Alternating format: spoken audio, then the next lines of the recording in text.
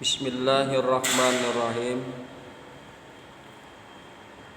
Assalamualaikum warahmatullahi wabarakatuh.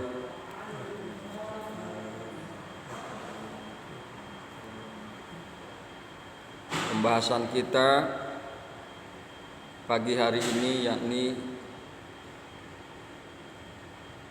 adalah tafsir, khususnya adalah ayat yang ke-63 sampai dengan yang ke-64 surat Al-An'am. Di dalam ayat-ayat tersebut Allah kemukakan, A'udzu billahi minasy syaithanir rajim. Qul man yunajjikum min zulumatil barri wal bahri tad'unah. Katakanlah, siapakah yang dapat menyelamatkan kamu dari kegelapan di darat dan di laut, yang kamu berdoa kepadanya tadarruan wa khufyatan, yang kamu berdoanya dengan berendah diri serta dengan merahasiakan, memperlembut suara sambil mengatakan, la in anjana min hazihi lanakunanna minasyakirin.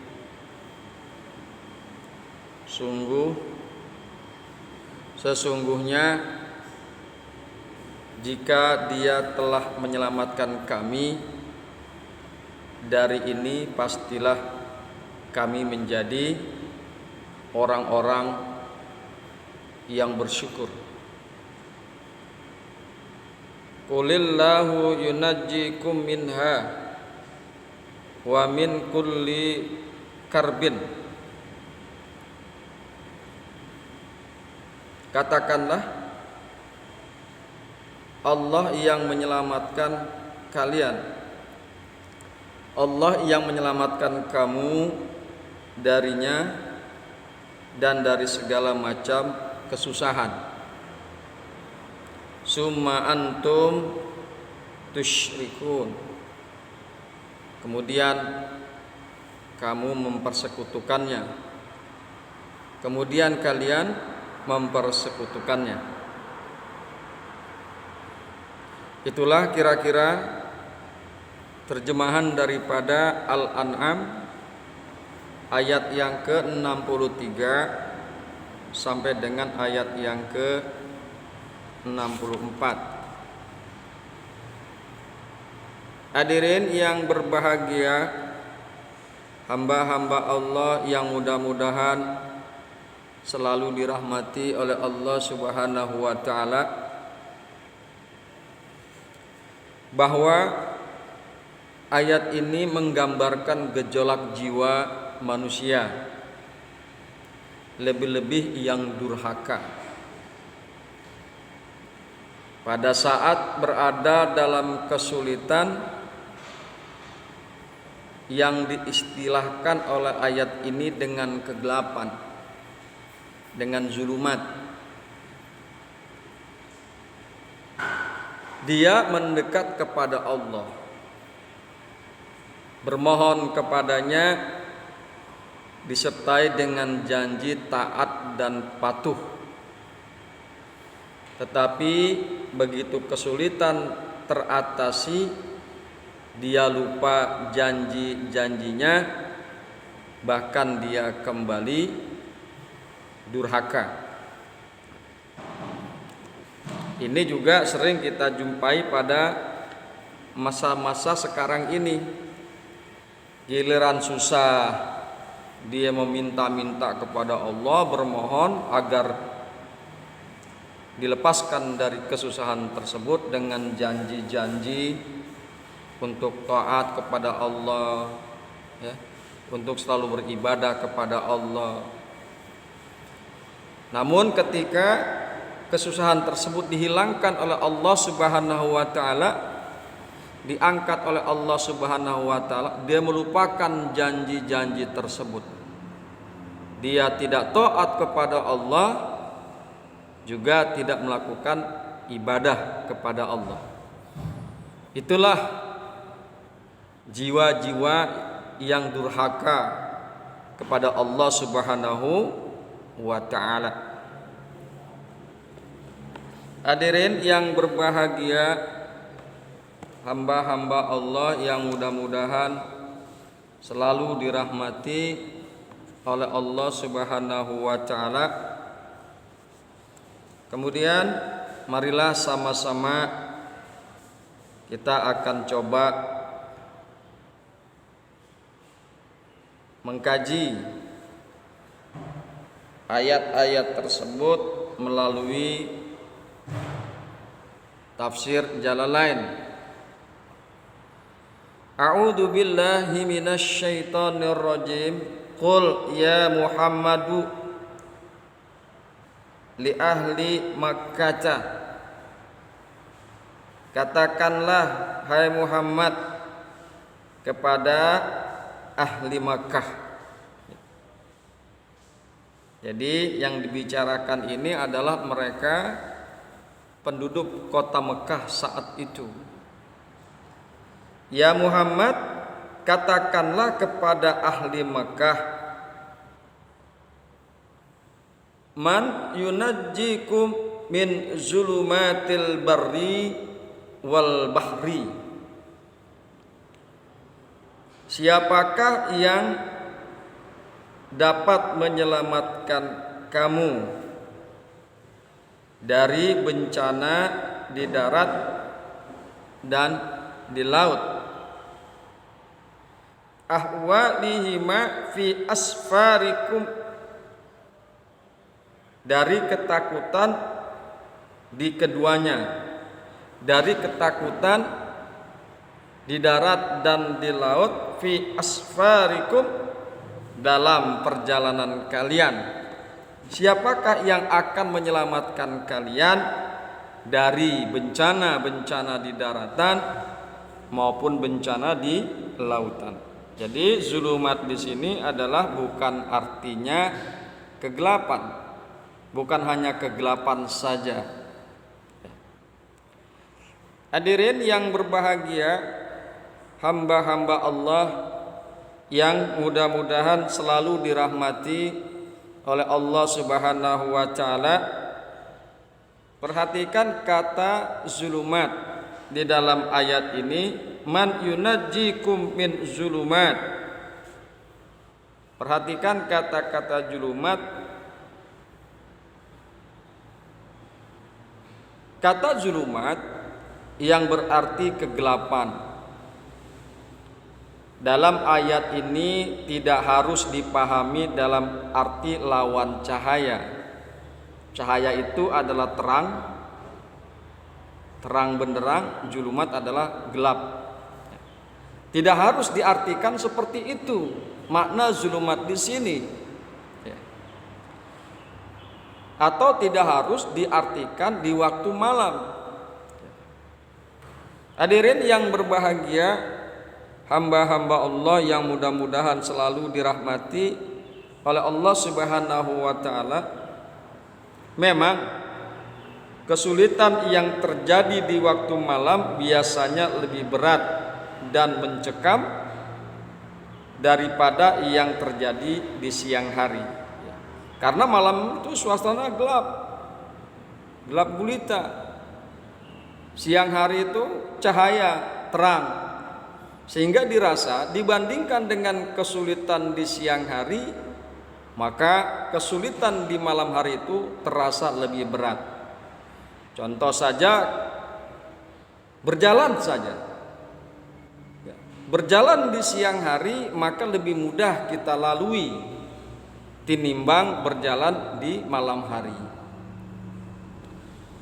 Hadirin yang berbahagia, hamba-hamba Allah yang mudah-mudahan selalu dirahmati oleh Allah Subhanahu wa taala. Kendati demikian, kata kegelapan atau zulumat dalam penggunaan Al-Qur'an dimaksudkan juga arti kondisi yang mengantar kepada ketidakjelasan arah yang benar atau ketidakjelasan arah yang menyelamatkan. Karena itu bahaya. Ketika kita menuju arah yang salah, bahaya. Jadi ketika kita menuju kepada arah yang tidak benar dan tidak menyelamatkan, maka posisi dan kondisi itu sangat membahayakan diri kita. Karena itu bahaya atau peristiwa apapun yang menjadikan seseorang mengalami ketakutan, kekalutan dan lain-lain sehingga ia bingung, tak tahu arah, adalah kegelapan.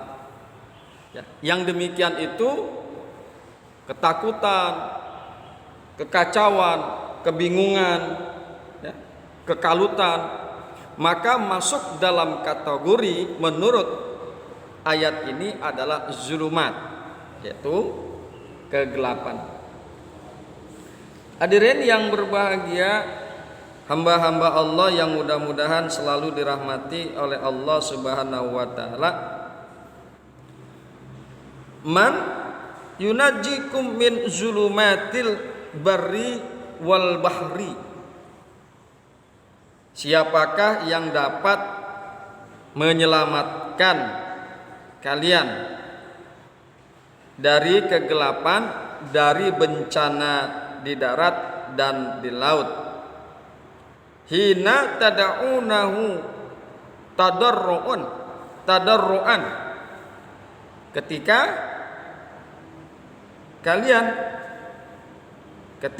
kalian berdoa kepadanya dengan merendah diri, dengan tadarru, dengan merendahkan diri, alaniyatan, dengan secara terang-terangan.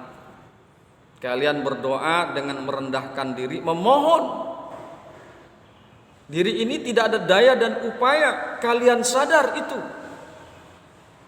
Kalian memohon tadarruan dengan merendahkan diri, wa khufiyatan syirran, dan dengan suara yang lembut, yang sir, yang sembunyi.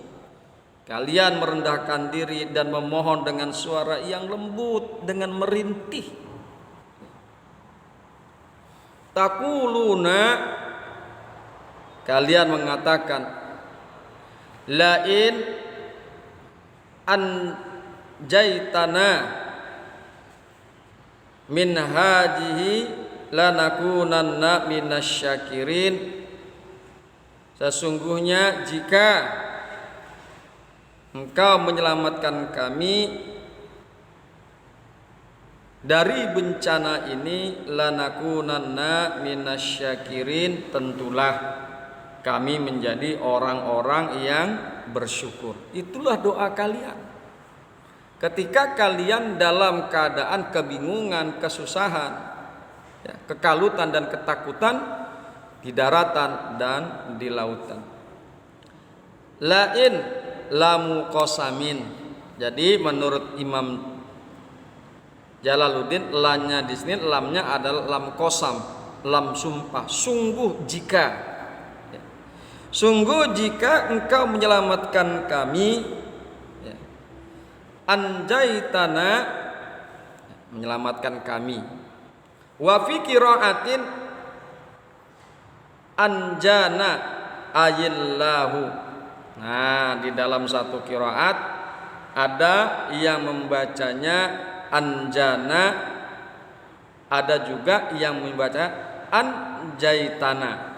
Jika anjaitana, taknya di situ adalah domir yang berarti kamu. Anjaitana, jika engkau menyelamatkan kami. Tapi ketika dibaca anjana, domirnya adalah huwa. Jika dia, maksudnya adalah Allah. Jika Allah menyelamatkan kami min hazihi zulumati, dari bencana ini,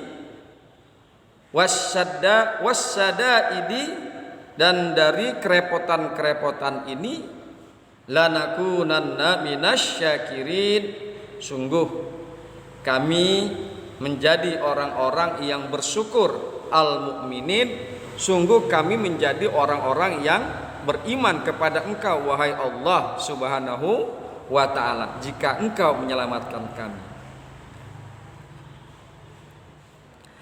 Hadirin yang berbahagia, hamba-hamba Allah yang mudah-mudahan selalu dirahmati oleh Allah subhanahu wa ta'ala.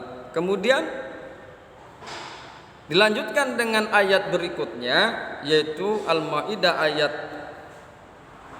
ke-64 sebagai jawaban daripada Al-Maidah ayat yang ke-63. Qul, katakanlah kepada mereka ya Muhammad. Qul lahum, katakanlah kepada mereka, Allahu yunjikum, Allah lah yang akan menyelamatkan kalian, bukan yang lain. Tidak ada yang menyelamatkan kalian kecuali Allah subhanahu wa ta'ala. Kemarin kita sudah bahas masalah tauhid rububiyah, bahwa salah satu tauhid rububiyah penjabarannya adalah meyakini, mengimani bahwasanya Allah yang menjaga dan memelihara, dan yang menyelamatkan, yang menghindarkan daripada kemudaratan. Oleh karena itu, sejalan dengan ayat ini, Allahu yunjikum, Allah lah yang akan menyelamatkan kalian, Allah lah yang akan menghilangkan kemudaratan dari kalian. Bitakhfifi wa tasdid. Nah, di dalam pembacaan yunjikum ini ada pendapat yang berbeda. Satu, dibacanya dengan takhfif. Yang kedua, dibacanya dengan tasdid. Dibaca dengan takhfif, maka bunyinya adalah yunjikum. Sedangkan jika dibaca dengan tasdid, yunajjikum. Nah, itulah hadirin yang berbahagia, hamba-hamba Allah yang beriman, pentingnya kita mempelajari tafsir sehingga kita bisa memahami minimal seluk-beluk daripada isi kandungan Al-Quran, senajan meskipun dari tafsir Jalalain. Allahu yunajjikum, Allah lah yang menyelamatkan kalian, minha, daripada bencana itu, wa min kulli karbin, wa min kulli karbin, dan dari segala kesusahan, ghammin, dari segala kebingungan, siwaha, selain yang demikian itu. Dari segala sesuatu kebingungan, dari segala sesuatu yang menakutkan, dari segala sesuatu kekalutan, tidak ada yang menolong kalian kecuali Allah subhanahu wa ta'ala. Hadirin yang berbahagia, hamba-hamba Allah yang beriman, kemarin kita sudah bahas masalah malaikat hafazah yang kita bahas di dalam Al-Maidah ayat yang ke-61. Wa yursilu alaikum hafazatan, dan dialah Allah yang mengutus atas kalian hafazah, yaitu malaikat hafazah, malaikat pemelihara. Kita akan coba sedikit menyinggung masalah hafazah. Hadirin yang berbahagia, hamba-hamba Allah yang mudah-mudahan selalu dirahmati oleh Allah Subhanahu wa ta'ala. Ada sunatullah ada inayatullah, ada sunnatullah, ada inayatullah.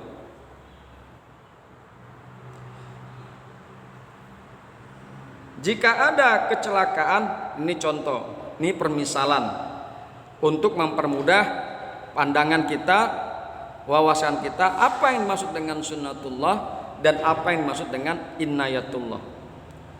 Jika ada kecelakaan fatal dan seluruh penumpang tewas, yang demikian adalah sunnatullah. Kemarin kita contohkan adalah tentang terjadinya kecelakaan jatuhnya pesawat terbang. Pesawat terbang itu biasa kalau yang saya naiki adalah ketinggiannya antara 34.000 sampai 35.000 kaki. Anda bisa bayangkan jika pesawat terbang itu jatuh, maka bisa dipastikan tidak ada manusia atau penumpang pesawat tersebut yang selamat. Jika itu terjadi, maka itu adalah sunnatullah. Itu adalah sunnatullah yang sesuai dengan hukum-hukum alam yang biasa kita lihat. Ketinggian 35.000 kaki, maka hukum alamnya bahwa pasti orang yang menumpangi pesawat yang jatuh itu akan mati semua. Akan tetapi hadirin yang berbahagia, hamba-hamba Allah yang mudah-mudahan selalu dirahmati oleh Allah Subhanahu wa taala, bila kecelakaan sedemikian hebat yang biasanya menjadikan semua penumpang tewas, tetapi ketika itu ada yang selamat. Bisa jadi dari sekian banyak penumpang pesawat tersebut bisa jadi ada yang selamat. Maka ini adalah inayatullah yang merupakan salah satu bentuk pemeliharaan Allah Subhanahu wa taala. Yang demikian itu adalah inayatullah. Allah memerintahkan kepada malaikat hafazah untuk menyelamatkan seseorang dari kecelakaan jatuhnya pesawat tersebut. Ya, itu bisa terjadi. Itulah inayatullah. Jadi dengan kata lain bahwa hanya Allah yang menyelamatkan setiap hal-hal yang menakutkan menimpa kepada manusia. Semuanya dikembalikan kepada Allah tentang penyelamatan tersebut. Sejalan dengan ayat ini, Allah yunjikum, bahwa Allah lah yang menyelamatkan kalian minha, dari bencana-bencana itu, wa min kulli karbin, dan dari segala kesusahan. Hadirin yang berbahagia, hamba-hamba Allah yang mudah-mudahan selalu dirahmati oleh Allah Subhanahu wa taala. Kemudian di penghujung ayat 64, summa antum tusyrikun, kemudian kalian kembali mempersekutukan dengan Allah Subhanahu wa taala. Diselamatkan oleh Allah, maka orang tersebut bukannya bersyukur kepada Allah, bukannya beriman kepada Allah, justru dia mempersekutukan Allah Subhanahu wa taala. Itulah watak manusia durhaka. Ketika dalam kesulitan, ketika dalam ketakutan, dia memohon kepada Allah agar Allah menyelamatkan dirinya dari kesusahan dan kesulitan serta ketakutan tersebut. Dan dia berjanji, jika Allah menyelamatkan kami, maka kami akan menjadi orang-orang yang bersyukur.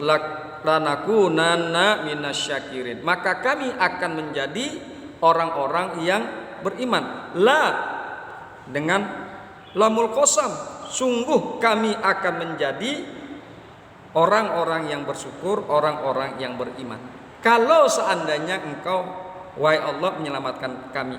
Tetapi ketika telah diselamatkan mereka, orang tersebut diselamatkan oleh Allah, summa antum tusyrikun, kemudian kalian justru menjadi orang-orang yang mempersekutukan Allah, yang musyrik terhadap Allah Subhanahu wa taala. Itulah sekelumit tentang orang yang durhaka. Mudah-mudahan Allah Subhanahu wa taala melindungi kita dan menjauhkan kita dan tidak memasukkan kita ke dalam golongan orang-orang yang durhaka. Amin. Amin ya rabbal alamin. Hadanallah wa iyyakum ajmain. Assalamu alaikum warahmatullahi wabarakatuh.